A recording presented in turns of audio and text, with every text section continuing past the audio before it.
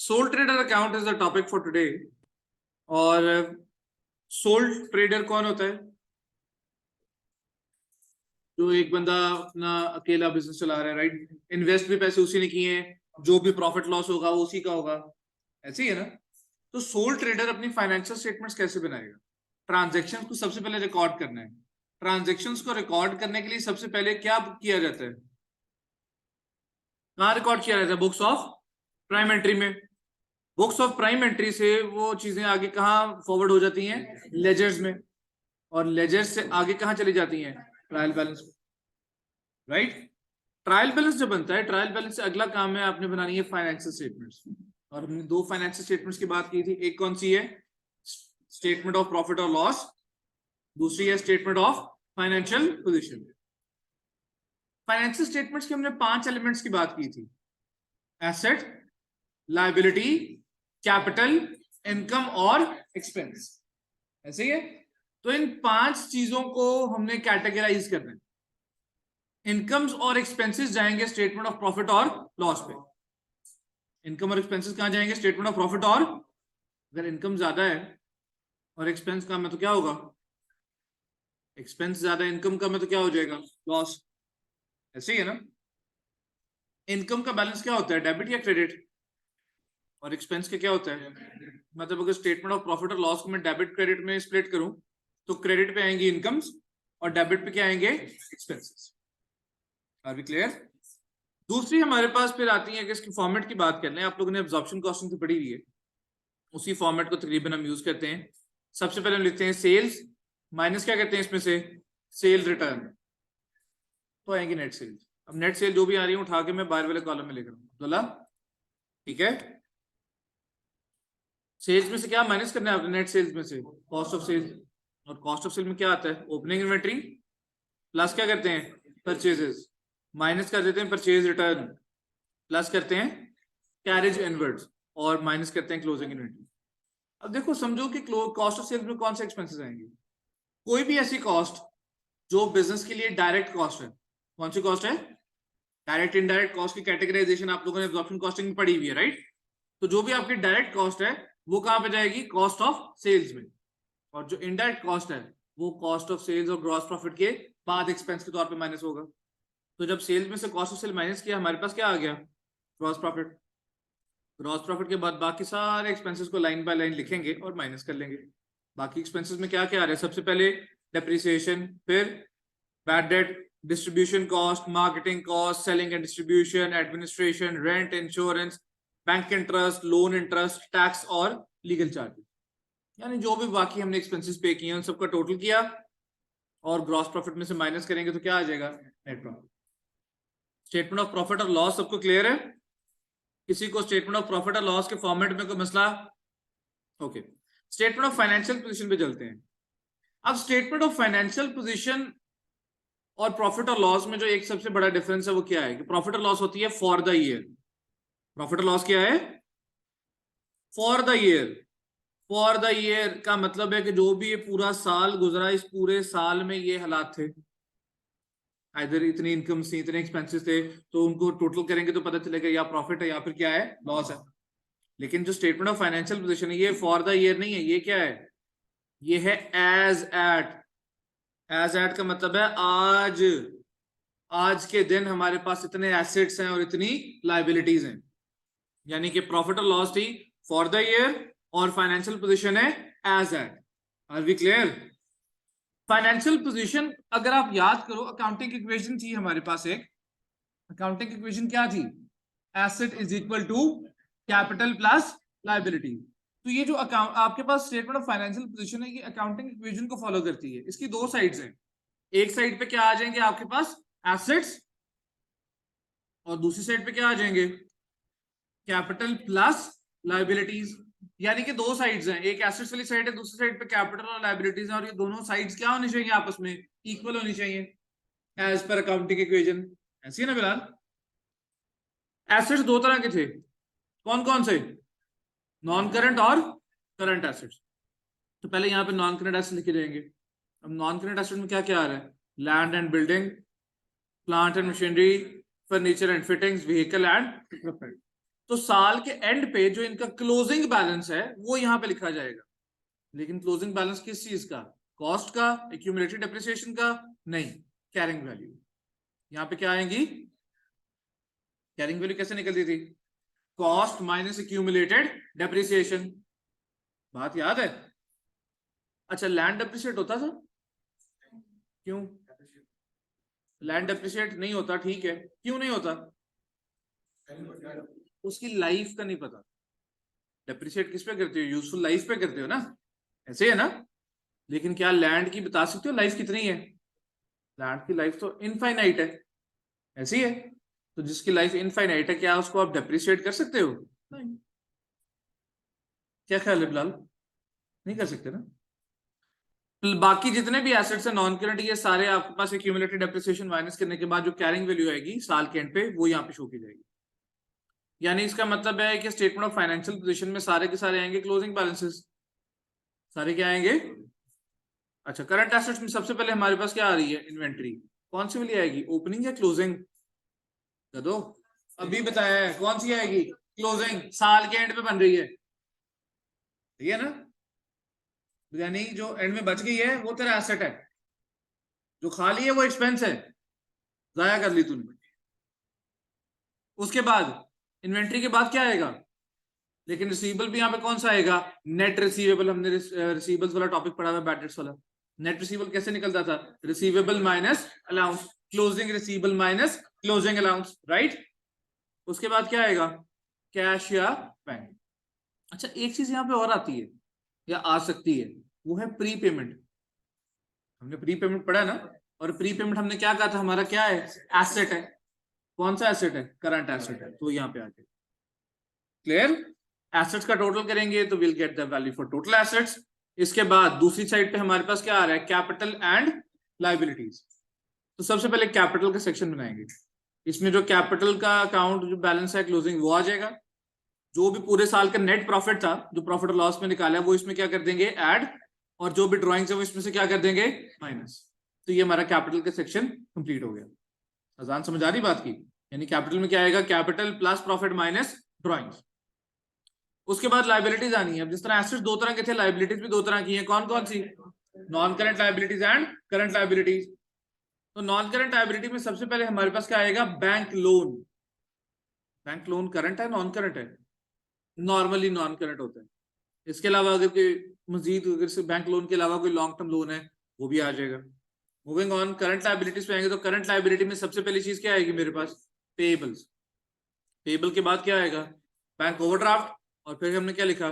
Tax जो government को देना है। लेकिन एक चीज और आ सकती है, वो क्या है? एक्रूअल। एक प्रीपेमेंट हमने कहा था एसेट, और एक्रूअल क्या थी? तो अगर एक्रूअल गिवन है तो वो यहाँ पे करंट लाइबिलिटीज में आ जाएगी। कैपिटल और नॉन करंट लाइबिलिटी और करंट लाइबिलिटी का टोटल करेंगे तो आ जाएंगे कैपिटल एंड लाइबिलिटीज। और अगर ये वैल्यू आपके टोटल एसेट्स के इक्वल है तो उसका मतलब है सब कुछ सही है। लेकिन अगर इक्वल नहीं है तो उसका मतलब है फिर हमने कोई गड़बड़ की हुई है। देखो, हम जो फाइनेंशियल स्टेटमेंट्स बनाने के लिए काम शुरू करते हैं, जब ट्रांजैक्शंस को रिकॉर्ड करने का काम शुरू करते हैं, तो जब लेजर्स में रिकॉर्ड होता है तो लेजर में हम क्या करते हैं? Double entry. तो पहला चेक वहां पे मिलता है कि क्या डेबिट क्रेडिट इक्वल है कि नहीं है। उसके बाद अगला चेक कहां पे मिलता है? ट्रायल बैलेंस पे, कि क्या डेबिट और क्रेडिट का टोटल आपस में इक्वल है। अगर ट्रायल बैलेंस इक्वल है तो उसका मतलब है आगे जो फाइनेंशियल पोजीशन है, स्टेटमेंट ऑफ फाइनेंशियल पोजीशन, वो भी क्या होनी चाहिए? इक्वल होनी चाहिए। लेकिन अगर इक्वल नहीं है तो उसका मतलब है ट्रायल बैलेंस तक सब कुछ ठीक था, उससे आगे चेक करने की जरूरत है। अब आपके पास एग्जाम में इसका क्वेश्चन किस तरह का आएगा?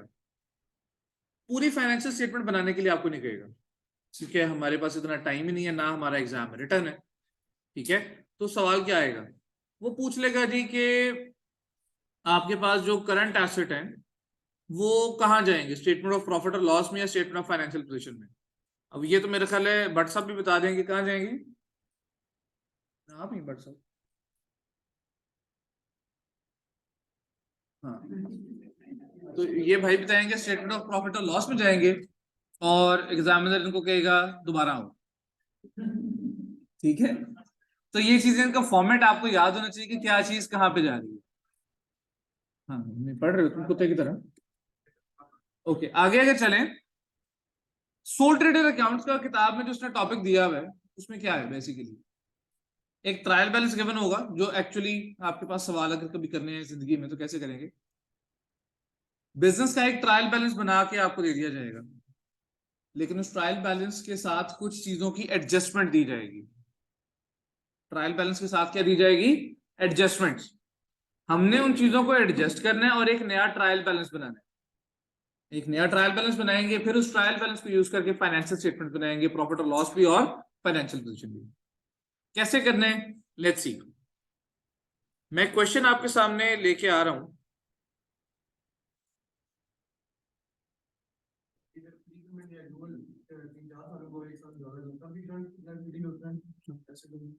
वो किस रूल ना, प्रीपेमेंट नॉर्मली ना आपके पास एक्सपेंसेस का होता है, तो वो करंट लायबिलिटी और करंट एसेट नहीं जाता नॉर्मली। ऑपोजिट कर लेंगे इनकम को, तो ऑपोजिट इनकम में एक रूट इनकम आपकी क्या बनेगी? Current asset. और प्रीपेड इनकम क्या बनेगी? Current liability. ठीक है।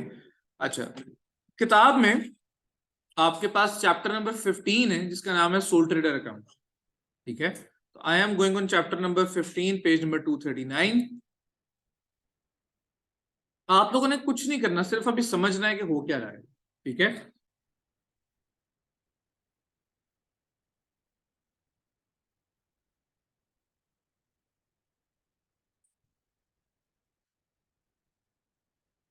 सो जी here we are on chapter number 15 जिसका नाम है सोल ट्रेडर अकाउंट्स।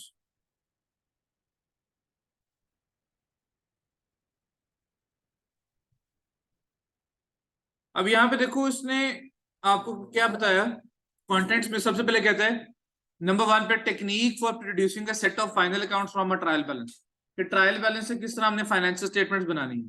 ठीक, हमने ये सीखना है। अगर मैं इस पर थोड़ा सा स्क्रॉल करूं, आगे आऊं, तो आपके पास देखें ट्रायल बैलेंस गिवन है। ट्रायल बैलेंस नजर आ रहा है सबको? ये छोटा है तुम्हारी तरह। ठीक है, अब क्या क्या है? सबसे पहले इसने दिया हुआ कैपिटल, ड्रॉइंग्स, परचेजेस, फिर क्या है?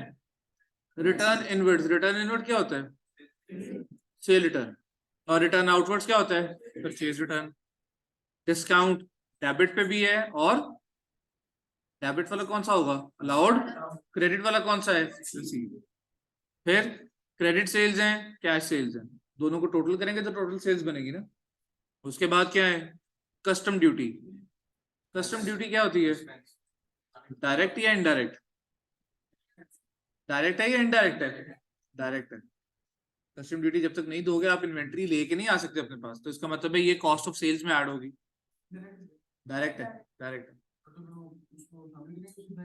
ये तो मैं अर्ज कर रहा हूँ ना, कॉस्ट ऑफ सेल्स में ऐड कर लेंगे। ठीक है, उसके बाद क्या है? Carriage inwards. कैरेज इनवर्ड्स भी कस्टम ड्यूटी की तरह का डायरेक्ट एक्सपेंस, मतलब ये भी कहाँ जाएगा? कॉस्ट ऑफ सेल्स में। उसके बाद क्या है? Carriage outwards. कैरेज आउटवर्ड्स क्या होता है? इन्वेंट्री को कस्टमर तक पहुंचाने का खर्चा। ये तो इनडायरेक्ट है, तो इसका मतलब ये ग्रॉस प्रॉफिट के बाद जो एक्सपेंसेस है उनमें जाएगा। उसके बाद क्या है? सेल्समैन का कमीशन, ये भी ग्रॉस प्रॉफिट के बाद एक्सपेंसेस में जाएगा। सेल्समैन की salary, office salary, bank charges, loan interest, light and heat, sundry expenses, rent and rates, printing and postage, advertising, bad debts, allowance for receivable. Receivable का जो अलाउंस है कहाँ जाता है? प्रॉफिट और लॉस में, फाइनेंशियल पोजीशन में? Financial position. उसके बाद इन्वेंट्री दी हुई है डेबिट पे। इन्वेंट्री के बाद क्या दिए हैं इसने? रिसीबल्स, फिर payables, cash at bank, cash in hand, इधर कैप्टन अमेरिका, फिर new delivery van less trade in. इसका मतलब है यहाँ पे ट्रेड इन हुआ है, पार्ट एक्सचेंज ऑफ एसेट हुआ है, कोई एसेट हमने एक्सचेंज किया है। ठीक है, उसके बाद क्या है? Motor expenses. अलाउंस का इंक्रीज एक्सपेंस है, अलाउंस एक्सपेंस नहीं है।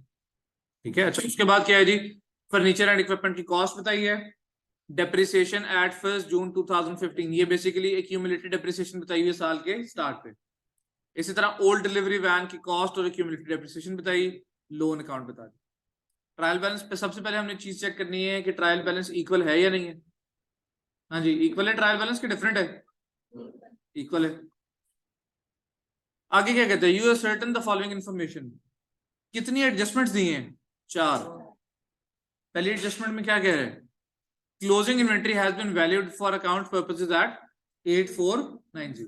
क्लोजिंग इन्वेंट्री की वैल्यू इसने यहाँ बता दी है, तो इसका मतलब है ट्रायल बैलेंस में जो इन्वेंट्री लिखी हुई है फिर वो कौन सी है, अगर क्लोजिंग यहाँ बताई हुई तो ट्रायल बैलेंस वाली कौन सी होगी फिर, ओपनिंग।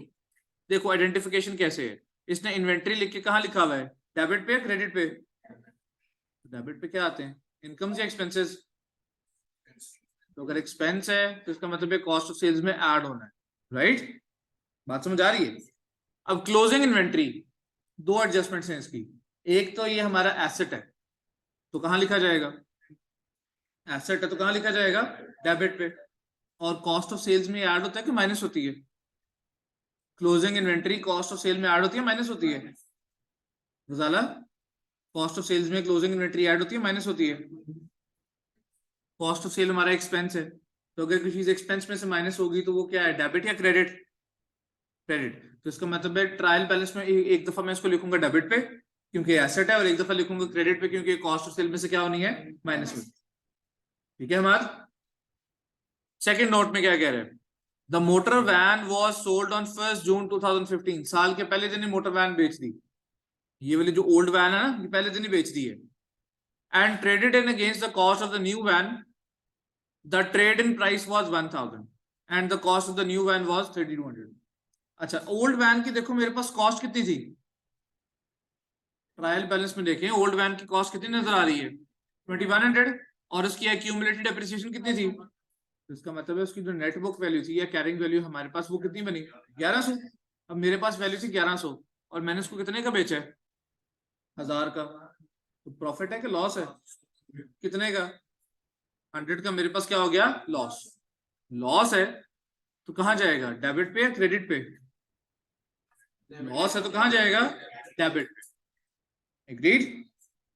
और साथ ही उसने कहा जी न्यू वैन खरीद ली है, न्यू वैन कितने की खरीदी है, 3200 की, अब इसमें 1000 तो पुरानी वैन के पैसे एडजस्ट हुए, बाकी हमने कैश कितना दिया होगा 2200 का, तो पीछे ट्रायल बैलेंस में देखो जो new delivery van less traded लिखा हुआ है वो कितने का लिखा हुआ है, 2200, ठीक है।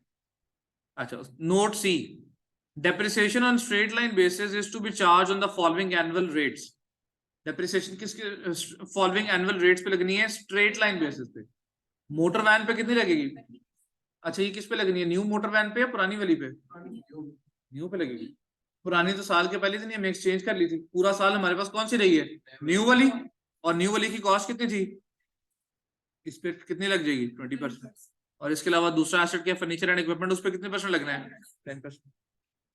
आगे, a receivable allowance equal to 5% of closing receivables is to be made, closing receivables का कितने परसेंट अलाउंस बनाना है हमने, 5%, बात कुछ समझ आ रही है।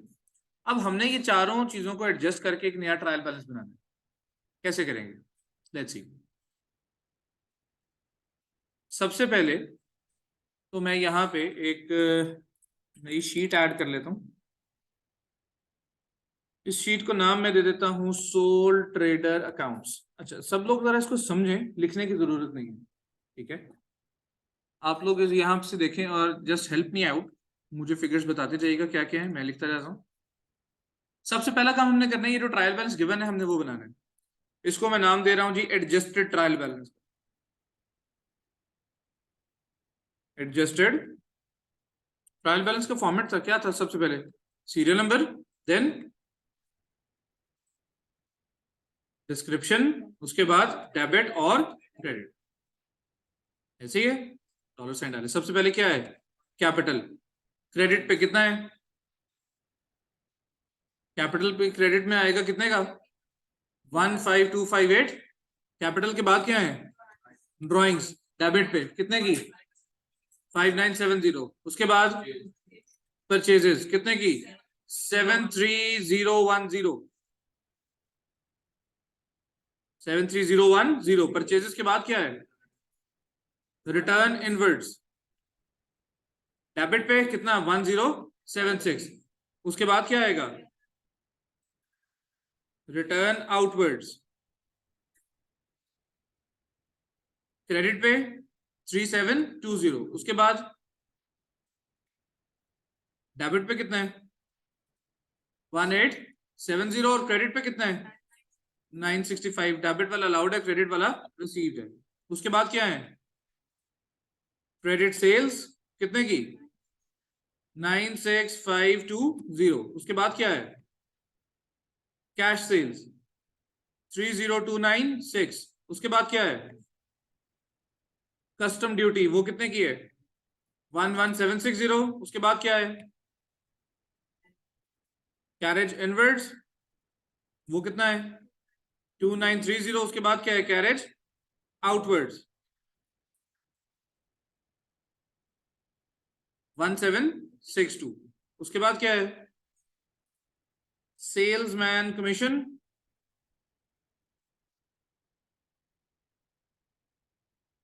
कितना, सेल्समैन कमीशन 711 है उजैर। सेल्समैन कमीशन कितना है 711। सेल्समैन कमीशन के बाद क्या है, उजैर बताएगा ना, वो कितनी है 73,970। गौर से नहीं देखेंगे तो फिर नजर हट जाएगी उससे, ठीक है। किसी से मैं रोक के पूछूंगा, वैल्यू अगर गलत बताओगे तो 200।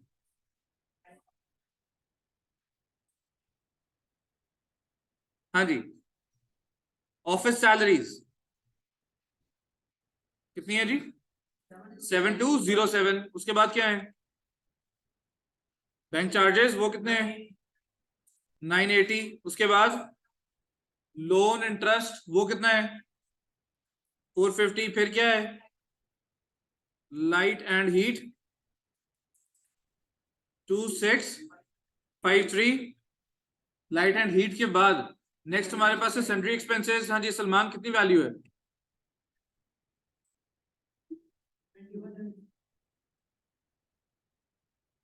सन्ड्री एक्सपेंसेस के बाद है हमारे पास रेंट एंड रेट्स। अजान कितनी वैल्यू है,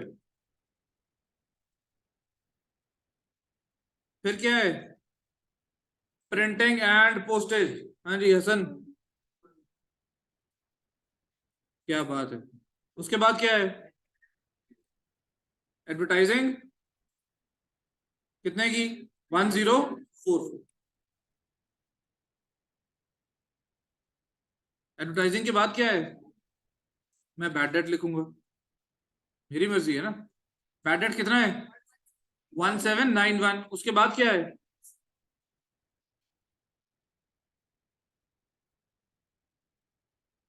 रिसीवेबल अलाउंस। ये जो लिखा हुआ है ये ओपनिंग है, ये जो रिसीवेबल अलाउंस लिखा हुआ है ओपनिंग है, क्योंकि क्लोजिंग के बारे में उसने नोट दिया हुआ था। क्लोजिंग के बारे में उसने क्या दिया हुआ है, नोट। और नोट में क्या कहा हुआ है 5% ऑफ रिसीवेबल्स। ये हमारे पास रिसीवेबल्स मुझे नजर आ रहे हैं। रिसीवेबल्स कितने हैं 10760, माइनस करने इसमें से बैड डेट वो कितना है 1791। तो इसका मतलब है क्लोजिंग रिसीवेबल्स कितने हैं। अब इसका मैंने लेना है 5%, वो कितना आता है। हाँ जी ठीक है, गलत की है, गलत की है। क्यों, क्योंकि ट्रायल बैलेंस में जो रिसीवेबल्स की वैल्यू लिखी हुई है ये कौन सी वैल्यू होगी, क्लोजिंग। ट्रायल बैलेंस में ऑलरेडी उसने क्लोजिंग रिसीवेबल दिए हैं, तो इसका मतलब है इसमें से बैड डेट माइनस हुआ है, दोबारा माइनस नहीं करना, ठीक है। इसका डायरेक्टली 10760 का 5% लेना है, वो कितना आ जाएगा 538। कितना आ जाएगा 538। क्लोजिंग अलाउंस यहाँ पे लिखा जाएगा 538। अलाउंस ओपनिंग कितना था, ट्रायल बैलेंस में देखो ओपनिंग अलाउंस कितना था 437। क्लोजिंग कितना आया, इंक्रीज कितना आ रहा है 101 का। अब वो जो अलाउंस का इंक्रीज है वो बैड डेट एक्सपेंस में ऐड कर देना है। 538 माइनस 437 101 है ना, इसको इसमें बैड डेट्स वाले में ऐड कर देना। बैड डेट्स ऑलरेडी कितने के थे 1791 प्लस 101, टोटल कितने हो जाएंगे 1892। क्लियर। नेक्स्ट इसके बाद हमारे पास, हाँ जी अलाउंस अकाउंट में वो आता है डेबिट साइड पे, लेकिन बैलेंस कौन सा है, ठीक है। अच्छा जी, रिसीवेबल्स के बाद अच्छा इसने और रिसीवेबल अलाउंस के बाद लिखा हुआ इन्वेंट्री, लेकिन मैं इसको यहाँ पे लिखूंगा ओपनिंग इन्वेंट्री। बिल्कुल, ओपनिंग इन्वेंट्री आएगी डेबिट साइड पे कितने की 7650। साथ ही मैं लिख दूंगा क्लोजिंग इन्वेंट्री। क्लोजिंग इन्वेंट्री का उसने नोट दिया हुआ है, नोट नंबर 1 में उसने क्लोजिंग इन्वेंट्री की वैल्यू कितनी बताई है? 8490 को मैं डेबिट पे भी लिखूंगा और क्रेडिट पे भी लिखूंगा। डेबिट पे लिख रहा हूं क्योंकि एसेट है, क्रेडिट पे लिख रहा हूं क्योंकि कॉस्ट ऑफ सेल में से क्या करना है, इसको माइनस करना। तो मेरे का बात की इन्वेंट्री के बाद हमारे पास क्या चाहिए? रिसीवेबल्स, और रिसीवेबल्स का बैलेंस कितना है? 10760। उसके बाद क्या है? पेबल्स, वो कितने हैं? 7411। देन पेबल्स क्रेडिट पे लिख देते हैं। पेबल्स के बाद क्या है? कैश एट बैंक, वो कितना है? 2534। फिर क्या है? कैश इन हैंड, वो है 75। अच्छा, अब देखो कैश एट बैंक अगर क्रेडिट साइड पे होता तो बैंक ओवरड्राफ्ट होता, फिर वो जाता लायबिलिटीज में। अभी डेबिट पे है तो ये जाएगा एसेट्स में। आपका क्या ख्याल है? ठीक है, तुम कह रहे हो करंट एसेट्स है तो ठीक है, दोनों। अच्छा, उसके बाद है new delivery van. New delivery van की वैल्यू इधर लिखी हुई है 2200, लेकिन क्या न्यू डिलीवरी वैन की कॉस्ट 2200 थी? नहीं। यहां पे मैं लिख देता हूँ जी लॉस ऑन ओल्ड वैन। हाँ जी, ओल्ड वैन पे हमें लॉस कितना था, हमने कैलकुलेट किया था 100 का, तो डेबिट पे लिख देते हैं। ठीक है, उसके बाद क्या आएंगे जी? उसके बाद क्या आएंगे? मोटर एक्सपेंसेस डेबिट साइड पे आएंगे क्योंकि एक्सपेंस है कितने का? 986। नेक्स्ट पेज पे जाएं तो हमारे पास सबसे पहले क्या आ रहा है? फर्नीचर की कॉस्ट, और फर्नीचर की कॉस्ट तो डेबिट साइड पे आनी है, वो कितनी है? 8000। उसकी जो एक्यूमुलेटेड डेप्रिसिएशन है, उसकी एक्यूमुलेटेड डेप्रिसिएशन कितनी है? क्रेडिट साइड पे जाएगी ना, कितनी है? लेकिन इसमें इस साल की डेप्रिसिएशन अभी मैंने ऐड करनी है, तो इसलिए मैंने इसकी वैल्यू नहीं लिखी, आगे ब्रैकेट में लिख दी है। ठीक है, एक्यूमुलेटेड, एक्यूमुलेटेड डेप्रिसिएशन क्या था? एक्सपेंस है, ये एसेट की रिडक्शन है। एक्यूमुलेटेड डेप्रिसिएशन क्या है? एसेट की रिडक्शन है। तो अगर एसेट की कॉस्ट आ रही है डेबिट साइड पे, तो एक्यूमुलेटेड डेप्रिसिएशन कहां पे आएगी? क्रेडिट साइड पे। ठीक है, अच्छा इसके बाद आ रही है मेरे पास न्यू वैन। न्यू वैन की कॉस्ट कितनी थी? न्यू वैन की कॉस्ट कितनी है भाई? वो डेबिट पे लिख देते हैं। और जो इसकी एक्यूमुलेटेड डेप्रिसिएशन है वो मुझे निकालनी है, तो वो मैंने क्रेडिट साइड पे लिखनी है। अच्छा, उसके बाद क्या है? लोन अकाउंट है, लायबिलिटी है। वो कहते हैं रीपेबल इन 5 years, तो इसका मतलब ये कौन सी लायबिलिटी है? 5 साल बाद पे करना है। करंट है नॉन करंट है? Non current. तो हम क्रेडिट साइड पे लिख देते हैं कितना? 5000। अब ये जो नोट्स हैं, अगर इन नोट्स को मैं देखूं तो नोट नंबर 1, 2 और 4 इनको मैं एडजस्ट कर चुका हूं। सिर्फ मैंने किसको एडजस्ट करना है? नोट नंबर 3 को, नोट सी को। अब नोट सी कहता है डेप्रिसिएशन लगाओ। मोटर वैन पे डेप्रिसिएशन कितने % पे लगनी है? और स्ट्रेट लाइन पे लगनी है। स्ट्रेट लाइन पे डेप्रिसिएशन लगानी है तो उसका मतलब डेप्रिसिएशन लगेगी कॉस्ट पे। स्ट्रेट लाइन डेप्रिसिएशन का मतलब डेप्रिसिएशन किस पे लगानी है? फोन ले लूं? फोन ले लूं या ठीक है? इधर ध्यान दो। तो नई वैन की कॉस्ट कितनी है? कितनी कॉस्ट है? इस 3200 का 20% निकालें जरा, कितना आएगा? 640। 640 इसकी इस साल की डेप्रिसिएशन है। डेप्रिसिएशन की एंट्री क्या थी? Debit depreciation, credit accumulated depreciation. तो मैंने यहां पे लिखा है depreciation expense, depreciation expense debit side पे कितना ऐड होना है इसका? 640। और एक्यूमुलेटेड डेप्रिसिएशन मोटर वैन के आगे 640 का लिख दिया क्रेडिट पे। ये लिखते हैं डेप्रिसिएशन मोटर वैन। अच्छा, दूसरी डेप्रिसिएशन किस पे लगानी है? फर्नीचर एंड इक्विपमेंट पर कितने % है? अच्छा, फर्नीचर की कॉस्ट कितनी थी? तो ठीक है, डेप्रिसिएशन, डेप्रिसिएशन में किसकी लगाने लगाऊं? फर्नीचर की। फर्नीचर की कॉस्ट कितनी थी? 8000। 8000 का 10% कितना आएगा? 800। तो डेबिट करूंगा डेप्रिसिएशन को, एक्यूमुलेटेड डेप्रिसिएशन को कर दूंगा क्रेडिट। लेकिन वहां पे क्रेडिट पे ऑलरेडी कितना पड़ा हुआ है? 2400। 800 उसमें ऐड करेंगे तो 2400 प्लस 800 टोटल कितना हो जाएगा?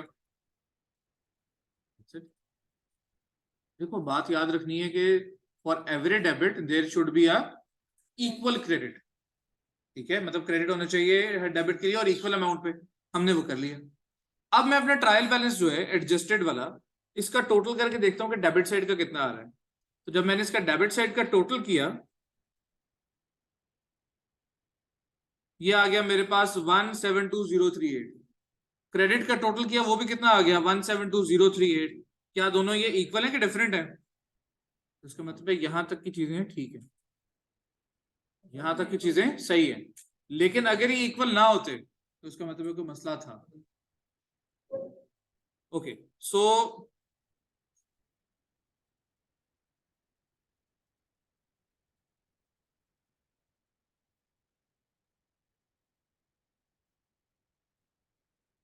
ट्रायल बैलेंस को जरा थोड़ा वो शक्ल सूरत बना देते हैं इसकी ताकि समझ आ जाए। ओके सो अब ये ट्रायल बैलेंस बन गया। इसी ट्रायल बैलेंस को इस्तेमाल करके मैंने बनानी है फाइनेंशियल स्टेटमेंट्स। सबसे पहले कौन सी स्टेटमेंट बनाऊंगा मैं? स्टेटमेंट ऑफ प्रॉफिट और loss for the year ended, for the year ended 31 मई 2016। अभी डेट कहां से पता चली? ये ट्रायल बैलेंस के ऊपर लिखा हुआ है, ठीक है। अब इसका फॉर्मेट बनाना है हमने।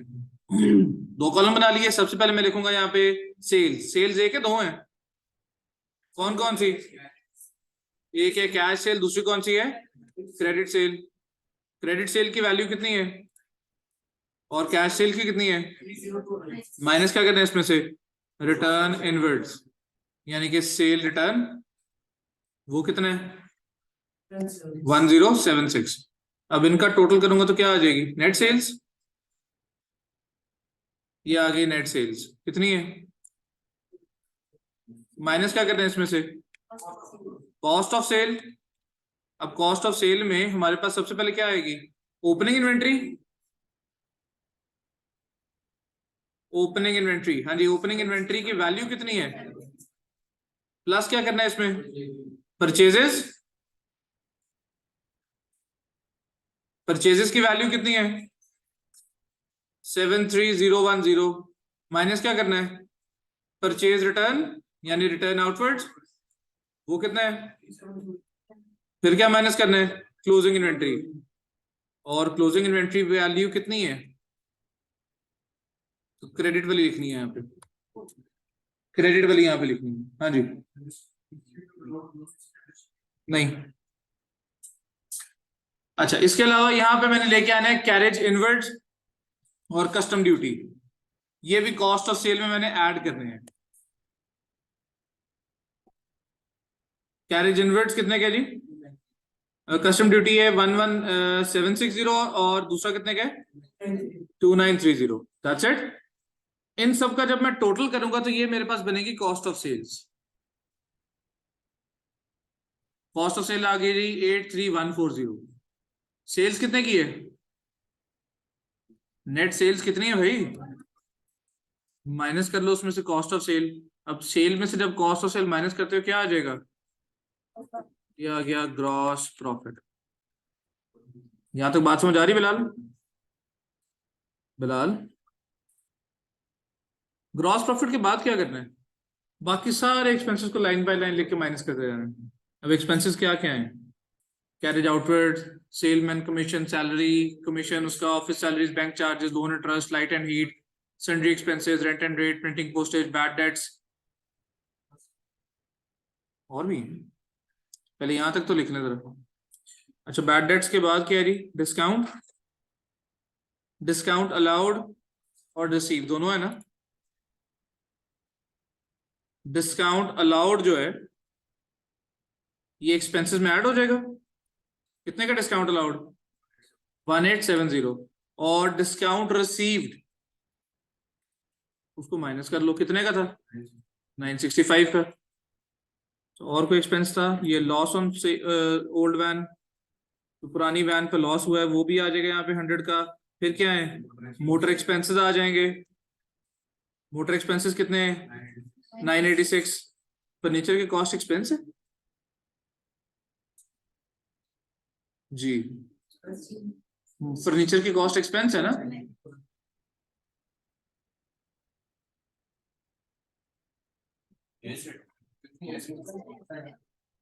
डेप्रिसिएशन आएगी इसके अलावा सिर्फ।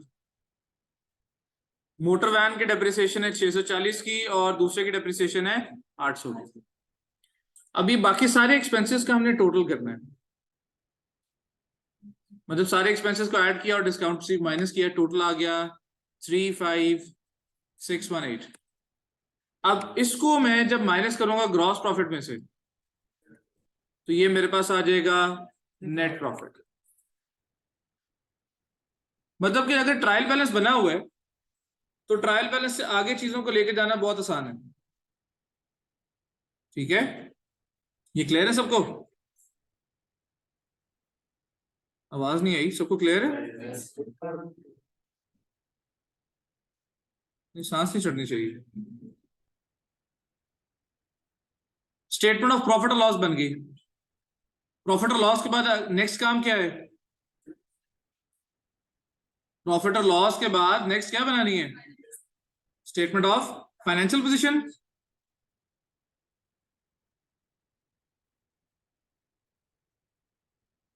फाइनेंशियल पोजीशन में दो साइड्स थी, स्टेटमेंट ऑफ फाइनेंशियल पोजीशन में दो साइड्स थी। और पहले तो होती है एज एट ईयर एंड की डेट वो क्या है, 31 मई 2016। ठीक है, 16। दो कॉलम्स बना लेंगे जी यहां पे भी। सबसे पहले आने एसेट्स, और एसेट्स में पहले क्या आएंगे, नॉन करंट एसेट मुझे पता है दो ही थे, क्या क्या था, एक तो वो था और दूसरा वो था, है ना। पहला वो क्या है, फर्नीचर। पहला क्या आ रहा है, फर्नीचर। कॉस्ट नहीं, सिर्फ फर्नीचर लिखेंगे। अब यहां पे जो वैल्यू आनी है वो क्या आनी है, वैल्यू आनी है cost minus accumulated depreciation. Furniture की कॉस्ट थी 8000 की और एक्यूमुलेटेड डेप्रिसिएशन आई थी 3200।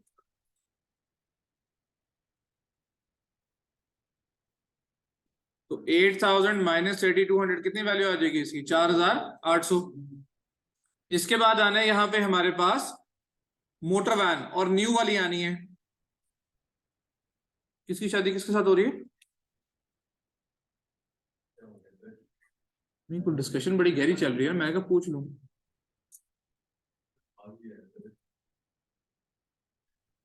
बातें ना करें, इसको समझे। नॉन करंट एसेट्स में ये दो एसेट्स ही हैं, इन दो एसेट्स का टोटल करके मैं बाहर वाले कॉलम में टोटल कर लूंगा इसका। अब्दुल्ला समझ आ रही है बाहर वाले कॉलम में क्या है, अब्दुल्ला खान किधर है, दूसरा अब्दुल्ला कौन है आज, अब्दुल्ला अनवर है, वसीम किधर है, और अब्दुल्ला वैस नहीं आया। उसको मेरा एक मैसेज देने का आइंदा क्लास में आए ना, घर वालों से मेरी बात कराए, उसके बाद फिर देखेंगे कि उसको क्लास में हमने अलाउ करने का नहीं करना। ओके, सो ये जो नॉन करंट एसेट्स के बाद अब आने हैं मेरे पास करंट एसेट्स। करंट एसेट्स में सबसे पहले लिखेंगे इन्वेंट्री, और इन्वेंट्री यहाँ पे आएगी क्लोजिंग वाली। क्लोजिंग इन्वेंट्री कितनी थी, 8490। इसके बाद आने हैं रिसीवेबल्स, और रिसीवेबल्स आने रिसीवेबल माइनस अलाउंस। रिसीवेबल्स की वैल्यू थी 10760 माइनस उनका अलाउंस 538। तो 10760 माइनस 538 कितना बनता है, ये 10222। इसके बाद आना है मेरे पास कैश इन हैंड और कैश एट बैंक, दो थे ना।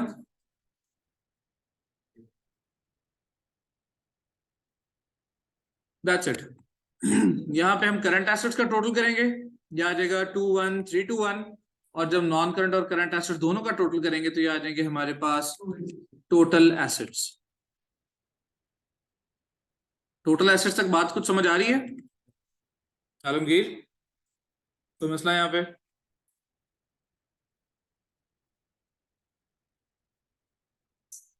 ओके। अब एसेट्स वाली साइड तो कंप्लीट होगी, दूसरी साइड पे क्या आने हैं, सबसे पहले कैपिटल और उसके बाद क्या आएंगी, लाइबिलिटीज। ऐसे ही है ना। तो सबसे पहले हम यहाँ पे हेडिंग दे देते हैं जी कैपिटल एंड लाइबिलिटीज, और कैपिटल एंड लाइबिलिटीज में सबसे पहले आएंगे कैपिटल।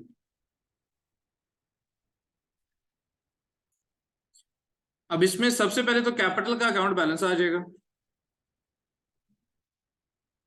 सबसे पहले तो कैपिटल के अकाउंट का बैलेंस आएगा। ट्रायल बैलेंस में कितना लिखा हुआ है 15258। इसमें क्या ऐड करना है आपने, नेट प्रॉफिट। जो नेट प्रॉफिट हमने निकाला है वो कितना था 6982। ट्रायल बैलेंस जल्दी से गौर से देखो, इसमें कोई 258 कर लें। ट्रायल बैलेंस जल्दी से देखें और मुझे बताएं कोई ड्राइंग्स के नाम से कोई चीज बताई हुई उसमें, किधर है ऊपर, ये आ गई जी ड्राइंग्स। तो ड्राइंग्स यहां से माइनस हो जाएंगी कितने की 5970। ये तीन चीजें आनी है इसमें। जब इनका मैं टोटल करूंगा तो ये कैपिटल के सेक्शन का टोटल आ जाएगा 16270। कैपिटल के बाद नॉन करंट लाइबिलिटीज। अब नॉन करंट लाइबिलिटीज में मेरे पास एक ही चीज थी, वो था लोन अकाउंट। कितना था 5000, डायरेक्टली बाहर लिख रहा हूं। उसके बाद क्या आनी है करंट लाइबिलिटीज। करंट लाइबिलिटीज में आने हैं मेरे पास पेएबल्स, और पेएबल्स की वैल्यू कितनी थी। इसके अलावा और मेरे पास कोई करंट लाइबिलिटी में है चीज, किधर है वो तो नॉन करंट है। लोन अकाउंट तो नॉन करंट है क्योंकि उसने लिखा था ना रीपेबल इन 5 years टाइम, तो 5 साल बाद वापस करना। तो फिर करंट लाइबिलिटी है कि नॉन करंट है, ठीक। तो मेरा ख्याल इधर भी एक ही चीज है, तो उसको भी बाहर वाले कॉलम में लिख देते हैं। टोटल कर लेते हैं इनका, ये आ गया जी 28681। टोटल एसेट्स भी कितने के हैं, इक्वल है कि डिफरेंट है, इक्वल है कि डिफरेंट है। तो इसका मतलब है यहां तक का जो काम है हमारा वो ठीक। So this is how the financial statements are prepared using the trial balance. Trial balance में फाइनेंशियल स्टेटमेंट बनाने के लिए सारा सामान मौजूद होता है, सिर्फ उनको उठा के हमने आगे फाइनेंशियल स्टेटमेंट में पोस्ट करना है।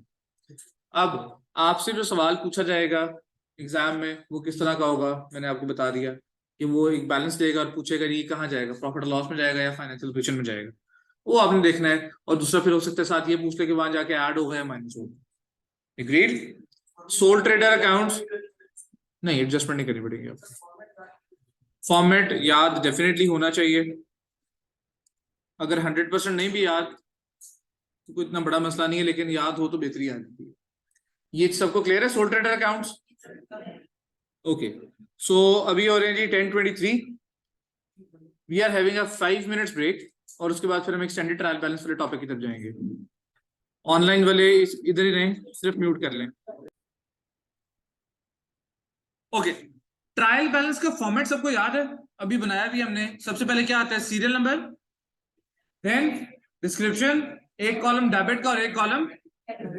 अब जो अब टॉपिक अब पढ़ने लगे हैं उसका नाम है एक्सटेंडेड ट्रायल बैलेंस। क्या नाम है एक्सटेंडेड ट्रायल बैलेंस। कि अब मेरा ट्रायल बैलेंस जो है वो एक्सटेंड हो जाएगा, उसके कॉलम बढ़ जाएंगे। पहला कॉलम तो जी उसी तरह, पहला कॉलम उसी तरह मेरे पास आएगा सीरियल नंबर का, देन कॉलम आएगा डिस्क्रिप्शन, डिस्क्रिप्शन के बाद एक कॉलम था डेबिट का और दूसरा कॉलम किस चीज का था, ये नॉर्मल है। अब इसके बाद आगे मेरे पास आ जाएंगी एडजस्टमेंट्स, और एडजस्टमेंट्स कुछ होंगी जिनको मैं लिखूंगा डेबिट पे, कुछ को लिखूंगा क्रेडिट पे। फिर एक कॉलम आएगा मेरे पास एक्रूअल्स का, कि अगर कोई एक्रूअल्स है तो इस कॉलम में लिख दिया जाएगा। फिर एक कॉलम आएगा मेरे पास प्री पेमेंट्स का, यानी अगर क्वेश्चन में कोई प्री पेमेंट दी हुई है तो उसको मैं इस कॉलम में लिखूंगा। उसके बाद मेरे पास आ जाएगी यहाँ पे स्टेटमेंट ऑफ प्रॉफिट और लॉस, और स्टेटमेंट ऑफ प्रॉफिट और लॉस का भी एक होता है डेबिट, एक होता है क्रेडिट। इसके बाद आएगी मेरे पास स्टेटमेंट ऑफ फाइनेंशियल पोजीशन, और स्टेटमेंट ऑफ फाइनेंशियल पोजीशन का भी एक कॉलम डेबिट का और एक कॉलम क्रेडिट का।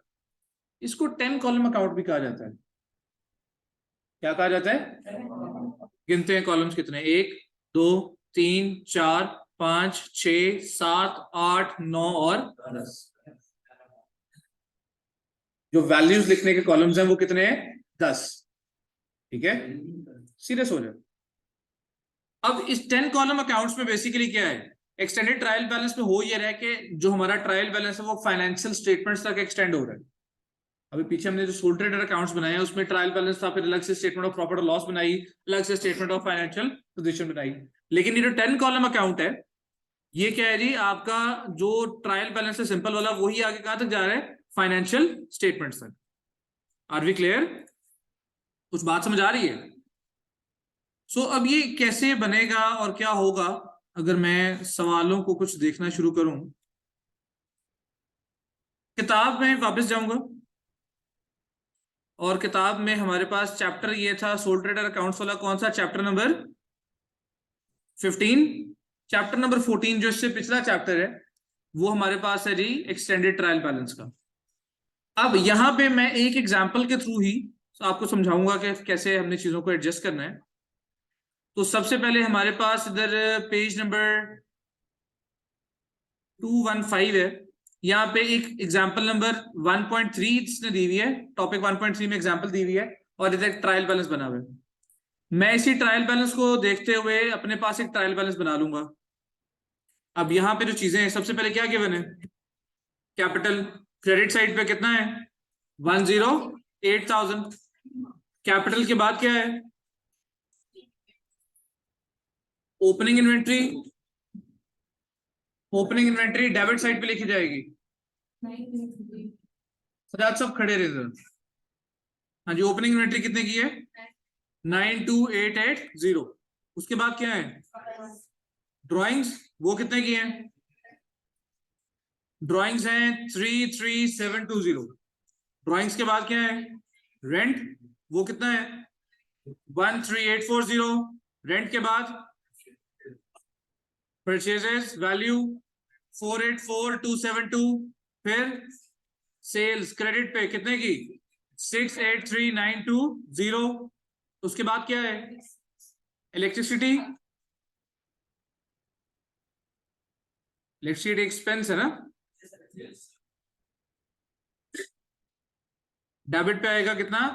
2,000। फिर क्या है? बिल्डिंग की कॉस्ट डेबिट साइड पे कितनी है? 80,940। फिर बिल्डिंग की एक्यूमुलेटेड डेप्रिसिएशन क्रेडिट पे 35,982। उसके बाद बैंक डेबिट पे क्रेडिट पे कितना? 2538। बैंक के बाद क्या है? रिसीवेबल्स, एक ही बात है।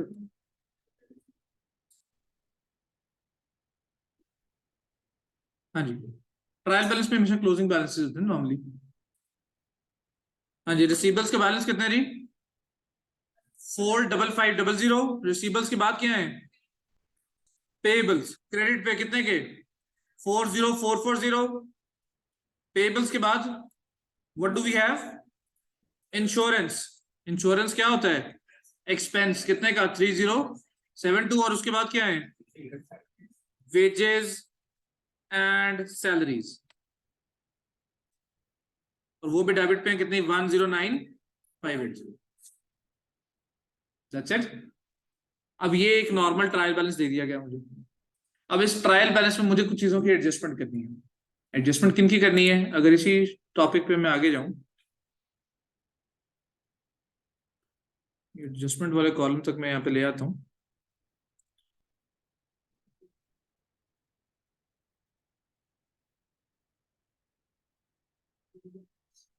ये दो एडजस्टमेंट्स आ गई।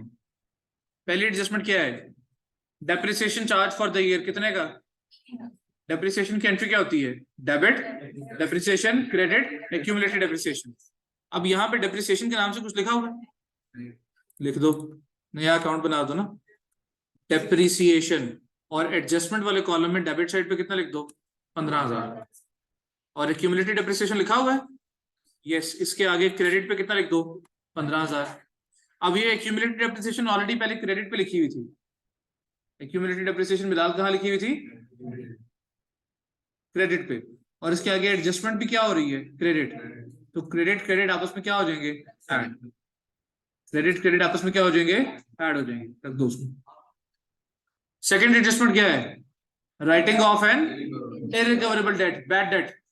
बैड डेट की एंट्री क्या थी, debit bad debt credit receivable. यहाँ पे देखो रिसीवेबल लिखा हुआ है, यस। इसके आगे क्रेडिट साइड पे जाके कितना लिख देंगे, 2,000। अब रिसीवेबल लिखा हुआ है डेबिट पे, ये क्रेडिट है, ऐड होगा माइनस होगा। इस पूरे ट्रायल बैलेंस में बैड डेट के नाम से कोई अकाउंट बना हुआ है, डालो। और एडजस्टमेंट वाले कॉलम में डेबिट साइड पे कितना लिख देंगे, 2,000।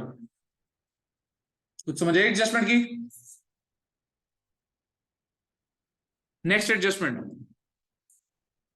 अगर आगे जाएं तो नेक्स्ट हमारे पास एडजस्टमेंट नंबर सी उसने दी, एक्रूअल फॉर रेंट। रेंट का एक्रूअल है। एक्रूअल क्या होता है, एसेट या लायबिलिटी। इधर पूरे ट्रायल बैलेंस में देखो कोई एक्रूअल के नाम से चीज दी हुई है, लिख दो, लिख लो। एक्रूअल्स और एडजस्टमेंट के आगे क्रेडिट पे जाके कितना लिखोगे, 200। एक्रूअल को क्रेडिट किए, एक्सपेंस को करने डेबिट, लेकिन कौन सा एक्सपेंस, रेंट। यहाँ पे रेंट लिखा हुआ है, यस।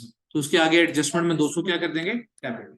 यानी ये 13,840 में 200 क्या हो जाएगा, ऐड हो जाएगा, क्योंकि वो भी डेबिट पे, ये भी क्या है, डेबिट पे। बात समझ आई। नेक्स्ट एडजस्टमेंट इससे अगले पेज पे क्या कह रहे हैं, अब प्री पेमेंट फॉर इंश्योरेंस की प्री पेमेंट है। इंश्योरेंस की क्या है, प्री पेमेंट है। प्री पेमेंट हमारा क्या है, यहाँ पे कहीं प्री पेमेंट के नाम से कुछ लिखा हुआ है, लिख दो।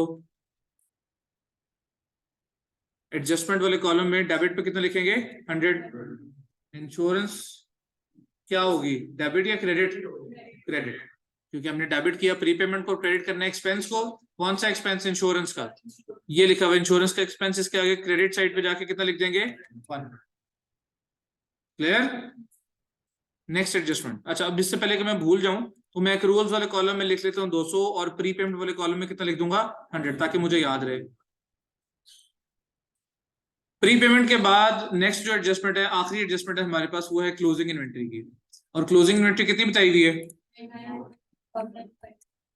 क्लोजिंग इन्वेंट्री अभी हमने पहले जब सोल ट्रेडर अकाउंट्स किए हैं तो वहां पे हमने बताया था कि एक दफा डेबिट पे लिखी जाएगी और एक दफा क्रेडिट। तो लिख देते हैं, डेबिट पे कितना आएगा, 94,500।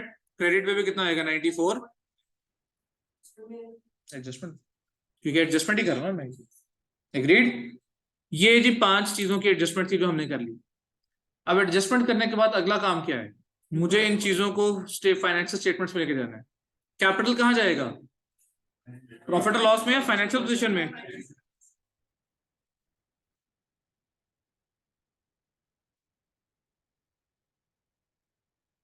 हाँ जी, कैपिटल कहाँ जाने जी, स्टेटमेंट ऑफ फाइनेंशियल पोजीशन में। और किस साइड पे जाएगा, क्रेडिट साइड पे। ये कहाँ गया, क्रेडिट साइड पे।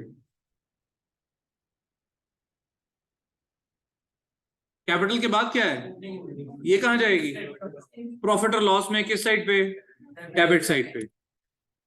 ड्राइंग्स कहाँ जाएंगी, प्रॉफिट और लॉस या फाइनेंशियल पोजीशन। और कैपिटल में से माइनस होती है, तो अगर कैपिटल से माइनस होती है तो ये कहाँ पे जाएंगी, डेबिट साइड।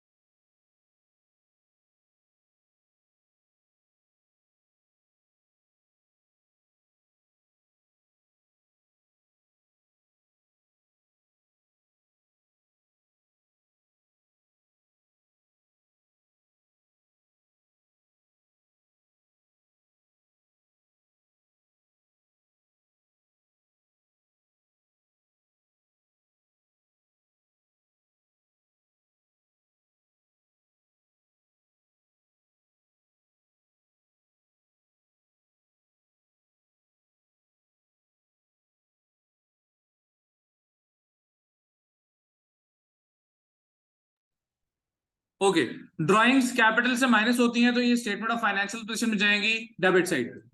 ड्राइंग्स के बाद है रेंट, एक्सपेंस है, कहां जाना चाहिए, कहां पे, डेबिट पे या क्रेडिट पे? जहर, प्रॉफिट और लॉस में एक्सपेंस कहां जाएगा, रेंट, डेबिट पे। कितने का रेंट एक्सपेंस था, 13840, और 200 इसमें ऐड होगा, टोटल एक्सपेंस कितना आएगा, 14040। रेंट के बाद क्या है, एक्सपेंस है, कहां जाएगा, प्रॉफिट और लॉस में। सेल्स इनकम है, ये भी कहां गई, प्रॉफिट और लॉस में। इलेक्ट्रिसिटी एक्सपेंस है, ये भी कहां गई, प्रॉफिट और लॉस में। बिल्डिंग एसेट है तो उसकी कॉस्ट कहां जाएगी, फाइनेंशियल पोजीशन में डेबिट पे, और एक्यूमुलेटेड डेप्रिसिएशन जाएगी क्रेडिट पे। अब क्रेडिट पे कितना था, 35982 प्लस 15,000, टोटल कितना आ जाएगा, 50982। उसके बाद क्या है, बैंक डेबिट पे है तो एसेट है, स्टेटमेंट ऑफ फाइनेंशियल पोजीशन में डेबिट साइड पे कितना गया, 2538। रिसीवेबल एसेट है, स्टेटमेंट ऑफ फाइनेंशियल पोजीशन पे जाना है, डेबिट साइड पे कितना, 45500 माइनस जस्ट 2000, कितना आ जाएगा, 43,500। पेएबल लायबिलिटी है, स्टेटमेंट ऑफ फाइनेंशियल पोजीशन में क्रेडिट पे। इंश्योरेंस एक्सपेंस, प्रॉफिट और लॉस में डेबिट पे कितना, 3072 माइनस 100, क्योंकि एडजस्टमेंट आगे क्रेडिट पे थी ना, तो क्या हो जाएगी, माइनस। उसके बाद वेजेस एंड सैलरीज भी कहीं डेबिट पे प्रॉफिट और लॉस में, डेप्रिसिएशन प्रॉफिट और लॉस में डेबिट पे, बैड डेट प्रॉफिट और लॉस में डेबिट पे। उसके बाद क्या है, एक्रूअल लायबिलिटी है, कहां जाएगी, एक्रूअल लायबिलिटी है, कहां जाएगी, स्टेटमेंट ऑफ फाइनेंशियल पोजीशन में किस साइड पे, क्रेडिट साइड पे। प्रीपेमेंट एसेट है, स्टेटमेंट ऑफ फाइनेंशियल पोजीशन में डेबिट साइड पे। क्लोजिंग इन्वेंट्री, प्रॉफिट और लॉस और फाइनेंशियल पोजीशन दोनों जगह जानी है। फाइनेंशियल पोजीशन में कहां पे जाएगी, डेबिट पे क्योंकि एसेट है, और प्रॉफिट और लॉस में कहां पे जाएगी, क्रेडिट पे, क्योंकि ये कॉस्ट ऑफ सेल में से क्या होनी है, सारी चीजें पोस्ट हो गई, सारी चीजें पोस्ट हो गई। अच्छा, अब प्रॉफिट और लॉस को देखो जरा, प्रॉफिट और लॉस में किस साइड पे अमाउंट ज्यादा है, डेबिट पे या क्रेडिट पे? ये डेबिट साइड है, ये क्रेडिट साइड है, कहां पे अमाउंट ज्यादा नजर आ रही है, क्रेडिट पे, क्योंकि क्रेडिट वाला तकरीबन 7 लाख और 8 लाख बन रहे हैं, तकरीबन 7.5-8 लाख बन रहे हैं। लेकिन डेबिट वाली सारी चीजों का टोटल करेगा तो मेरे ख्याल है वो शायद 6 लाख बने मुश्किल से, तो क्रेडिट साइड ज्यादा है। प्रॉफिट और लॉस में क्रेडिट पे क्या थी, इनकम्स, मतलब इनकम ज्यादा है और एक्सपेंसेस कम है, तो जो डिफरेंस आएगा वो क्या होगा, जस्ट लाइक ट्रायल बैलेंस। जैसे ट्रायल बैलेंस वो किसी टी अकाउंट को क्लोज करते थे, आपने टोटल करना है जी प्रॉफिट और लॉस की डेबिट साइड का, प्रॉफिट और लॉस की डेबिट क्रेडिट साइड का टोटल क्या, वो कितना आ गया, 778420, डेबिट का भी इतना ही आना चाहिए। और अब जो डिफरेंस निकलेगा इसमें से बाकी सबको माइनस कर लेंगे, जो डेबिट पे ऑलरेडी चीजें गिवन है, जो डिफरेंस आएगा हमारे पास वो कितना है, 55676 आया, डेबिट साइड पे है, लेकिन डेबिट साइड पे है तो बैलेंस कौन सा है, तो इसका मतलब ये प्रॉफिट है कि लॉस है, डेबिट साइड पे है, बैलेंस क्रेडिट है, तो क्या हुआ, प्रॉफिट। ये देखो, अच्छा अब ये प्रॉफिट है, गौर से सुनो, गौर से सुनो, प्रॉफिट है, प्रॉफिट और लॉस में किस साइड पे आया, प्रॉफिट और लॉस में ये प्रॉफिट किस साइड पे है, डेबिट पे, तो स्टेटमेंट ऑफ फाइनेंशियल पोजीशन में कहां पे जाएगा, क्यों क्रेडिट पे क्यों जाएगा, क्योंकि इसने कैपिटल में क्या होना है, ऐड होना है। Agreed. Statement of financial position का भी टोटल करके देखते हैं, उसकी डेबिट साइड का वो आ रहा है जी 255298, और क्रेडिट साइड का टोटल करेंगे वो भी आ गया 255298, इक्वल है, इसका मतलब यहां तक ठीक है। ट्रायल बैलेंस में बाकी सब चीजों को भी टोटल करके देख लेते हैं, बाकी कॉलम्स का, एंड देयर यू गो, ये हमारा एक्सटेंडेड ट्रायल बैलेंस यहाँ पे कंप्लीट हो गया। मतलब कि एक्सटेंडेड ट्रायल बैलेंस में हमने काम क्या किया है कि मैं ट्रायल बैलेंस को एक्सटेंड करके कहां ले गया हूं, फाइनेंशियल स्टेटमेंट्स तक। ट्रायल बैलेंस को एक्सटेंड करके कहां ले गए जी हम, फाइनेंशियल स्टेटमेंट्स तक। Are we clear? तो उसका दूसरा जो नाम है वो क्या था, it is a 10 column account. क्यों, ये सेम थोड़ी, ये तो सिर्फ बताया हमने, लिखा है कि याद रहे एंड में कि हमारे पास एक्रूअल और एक प्री पेमेंट भी है। रुक जा भाई, क्यों इतना बोलते हैं, क्या खा के आते हैं। Okay, so accruals and pre payments non current assets, bad debts, extended trial balance, sole trader accounts, incomplete records, सारी चीजें तकरीबन हो गई। सिर्फ एक टॉपिक अब हमारे पास बच गया जो पढ़ना है हमने, उस टॉपिक का नाम है पार्टनरशिप। ठीक है, आपने जो काम करना है आज वो क्या है? आपकी जो कैप्टन एग्जाम किट है,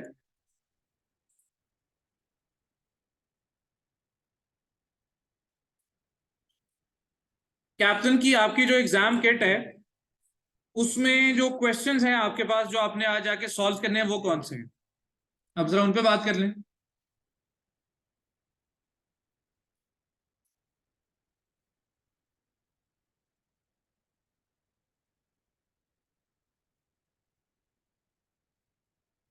क्वेश्चन नंबर, बातें नहीं, क्वेश्चन नंबर 340 से क्वेश्चन नंबर 388। ठीक है, 48 क्वेश्चन है, 340 से 388। अब ये जो सवाल है इसमें आपके पास सोल ट्रेडर अकाउंट्स के सवाल भी मिलेंगे, एक्सटेंडेड ट्रायल बैलेंस का भी सवाल मिलेगा आपको, इसमें आपको इनकम्प्लीट रिकॉर्ड्स के क्वेश्चंस भी मिलेंगे। ये जो सवाल हैं मुझे कल सुबह सबके पास कंप्लीट हुए हुए चाहिए, नंबर 1। ठीक है, कल पहले हम इन क्वेश्चंस को कंप्लीट करेंगे।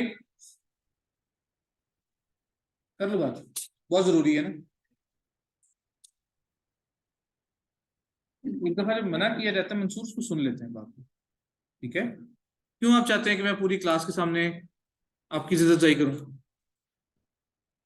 उसमें ना मुझे मजा आएगा ना आपको आएगा, यकीन माने। ठीक है, इंसान हुआ जिसको एक दफा समझाए वो समझ जाए, जो एक दफा समझाने से नहीं समझता वो जानवर होता है, ये समझ लो।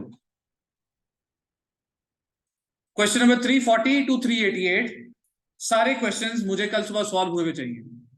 कल पहले हम इनकी प्रॉब्लम डिस्कस करेंगे, उसके बाद अगर टाइम हमारे पास बच गया तो हम पार्टनरशिप का जो टॉपिक है उसको पढ़ना स्टार्ट कर देंगे। कल क्या दिन है? वेंसडे। वेंसडे और थर्सडे प्रोबेबली 2 दिन हमें लगेंगे पार्टनरशिप का टॉपिक पढ़ने में। और अगर 2 दिन पार्टनरशिप का टॉपिक पढ़ने में लगेंगे, पार्टनरशिप के देखो क्वेश्चंस कहां से कहां तक हैं, 389 से 425, मतलब रफली तकरीबन इसके 35-37 सवाल हैं। ठीक है, 35-37 सवाल हैं। ठीक है, तो ये भी तकरीबन एक दिन में आराम से हो जाते हैं। इसका मतलब है बाय ऑल मींस हमारा इस वीक एंड पे यानी फ्राइडे को होपफुली हमारा कोर्स खत्म हो जाएगा। समझ आ रही बात? सैटरडे हो सकता है हमें ऐड करने की जरूरत ही ना पड़े। ठीक, अब नहीं क्या बात नहीं है, क्या बात अब इससे आगे जो मैं करने लगा वो बात है कुछ। ठीक है, अब वो ये बात है कि अब आप बन जाए इंसान के बच्चे। जो मजाक था यहां तक था, आगे मजाक नहीं है। एग्जाम की डेट मैंने कल बता दी थी, 15 मार्च है। कल क्या है? फर्स्ट। कोर्स हम खत्म कर रहे हैं 3 को, इसका मतलब है still we will be having around 11 days. 12 दिन तो एग्जाम होगा ना, 11 दिन है। अब उन 11 में से तकरीबन 3 दिन हम लोग लगाएंगे रिवीजन पे, 3 दिन लगाएंगे हम रिवीजन पे। अगले वीक में हमारी जो क्लास है 9:30 पे स्टार्ट नहीं होगी, अगले वीक में हमारी क्लास होगी 9 till 11:30। ठीक है, 2.5 घंटे की हमारी 3 दिन की क्लास होगी जिसमें हम 3 दिन चीजों को रिवाइज करेंगे। उसके अगले 3 दिन में मॉक्स, उसके अगले 3 दिन में फिर उसकी डिस्कशन, उसके अगले 3 दिन में दोबारा से मॉक्स। ठीक, क्योंकि अब हमने पेपर को पास करना है। जो सीरियस नहीं है प्लीज कल से क्लास में ना आए। मैं भी इसे बड़े एक क्लियर स्टेटमेंट दे रहा हूं, जो सीरियस नहीं है काइंडली क्लास में ना आए, क्योंकि अब क्लास में बेइज्जतियां भी होंगी, फाइन्स भी होंगे। ठीक है, लेट आएंगे, बेइज्जत भी करूंगा, फाइन भी लूंगा, दोनों काम होंगे। तो जो इस चीजों से बचना चाहता है या तो इंसान बन जाए या क्लास में ना आए। ठीक है, क्लास में लेट आएंगे, मेरा भी मूड खराब करेंगे, अपना भी खराब करेंगे, पूरा दिन मूड खराब रहेगा। ठीक है, तो उससे बेहतर है आओ ही ना, अगर आना है तो बंदे के पुत्र बन के आओ। राइट, क्वेश्चन नंबर कहां से कहां तक? 340 to 388। I need them done by tomorrow. और ना जिसने किए हुए उसका 200 का फाइन होगा, अभी से बता रहा हूं। जो कंप्लीट नहीं करेगा, आधे किए आधे नहीं किए 100, जिसने किए ही नहीं होंगे 200। ठीक है, इनकम्प्लीट मैं कंसिडर करूंगा जिसने 360 तक किए होंगे कम से कम। जो 360 तक कर लेगा आगे नहीं करेगा 100। सारे करके ले आओ, प्रॉब्लम्स निकाल लो, मैं सारे करवा दूंगा जैसे पहले करवाता हूँ। लेकिन अगेन मुझे सबके पास सॉल्व हुए भी चाहिए। हमारे साहब 100 जल्दी से। सी यू ऑल टुमारो, ऑनलाइन वालों होती मुलाकात, खुदा हाफिज। बताऊंगा।